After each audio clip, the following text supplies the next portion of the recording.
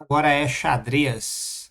Sejam todos bem-vindos, sou o César e para finalizar a nossa série vamos pegar o rei. Qual é o valor do rei? O rei, ele é teoricamente o valor da partida. Por que eu falo isso? Porque o objetivo do xadrez lógico, dentre todas as suas estratégias e tudo mais, mas é capturar o rei do adversário. Ou seja, o que seria essa captura?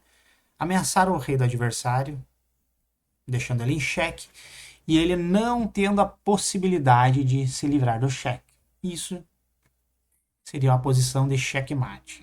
Então, apesar de tudo isso, o rei ele se movimenta, tem o seu movimento, né?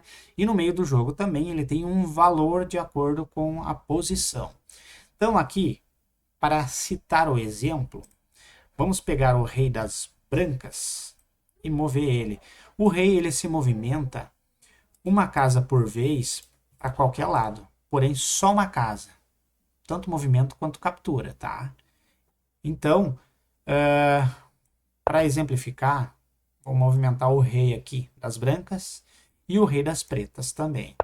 E agora vai ficar um pouco mais claro. Se eu pegar o rei de E2, aqui todas essas casas em sua volta ele pode pisar. E aqui nós temos algumas regrinhas que envolvem o rei. Como ele é a peça que, se for capturada, representa a partida, então o rei, em muitos casos, ele pode ser ameaçado, ou seja, estar em xeque. O que seria isso na prática? Vamos pegar um exemplo aqui. Vocês vão observar que eu tenho torres no tabuleiro, né? Além do rei. Se eu, com a torre branca, neste exato momento, fizer a jogada de captura na torre das pretas de H8, novamente aqui eu estou realizando uma ameaça ao rei das pretas. Isso é um cheque. Se o rei está em xeque, precisamos colocá-lo em segurança. Ou capturar a peça que está dando cheque, né? A gente precisa eliminar o cheque. Ou então movimentar o rei para uma casa segura. E nesse caso, a gente tira o rei do cheque, porque ele estava ameaçado. Então, essa é uma das regrinhas. Se o rei estiver em xeque, precisamos defender o cheque. Ou eliminando a peça que ameaça ele, ou colocando ele para uma casa segura. Diante disso, no xadrez nós temos um movimento especial entre o rei e a torre, que se chama roque. O que é o roque? Ele é a única jogada no xadrez que é possível mexer duas peças simultaneamente. E esse movimento é feito entre o rei e a torre.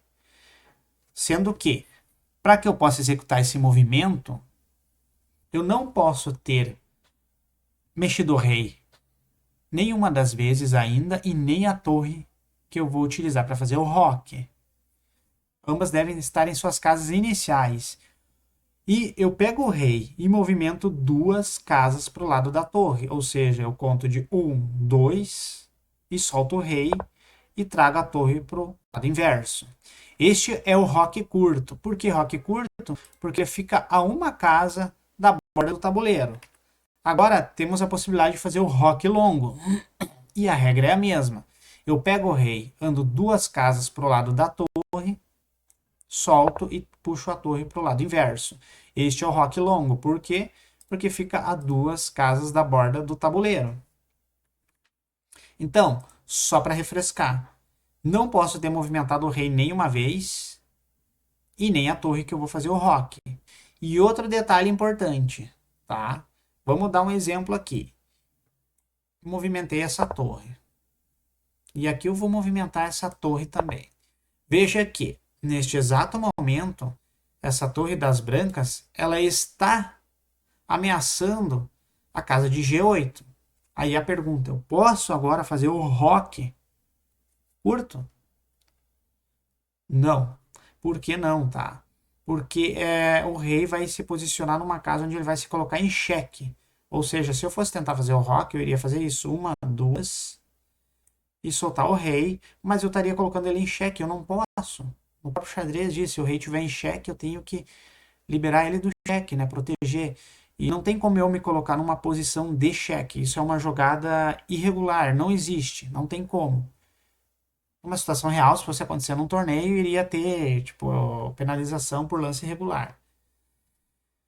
Então, muito importante, ele não pode cruzar por uma região que ele esteja sendo ameaçado, uma casa de cheque. Então, ele tem que sempre operar em modo de segurança.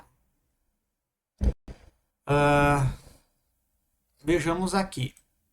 Eu vou fazer esse outro movimento. Agora sim eu posso fazer o rock. Eu vou pegar o rei, 1, 2, e trago para o outro lado. Não passei por nenhuma área de cheque, não tinha movimentado o rei nem a torre. Então, tá tudo ok. Este é o rock. E agora, só para exemplificar, vamos pegar uma posição de mate, ou seja, onde o rei vai ser ameaçado e não vai ter fuga, e assim vai se acabar a partida de xadrez. Nesta posição, é a vez das brancas jogarem. E qual que é o lance que pode ameaçar o rei das pretas, dando cheque nele, e ele não vai ter uma resposta que possa sair do cheque. E isso vai configurar uma posição de checkmate. E assim se finaliza o jogo. Então, quem quiser treinar um pouco, esse é um exercício. Lembre-se, aqui temos torre. Como é que as torres se movimentam? Em retas, né? Para frente, para trás e para os lados. E algo muito importante, sempre que possível, se ela tiver em coluna aberta, é o ideal.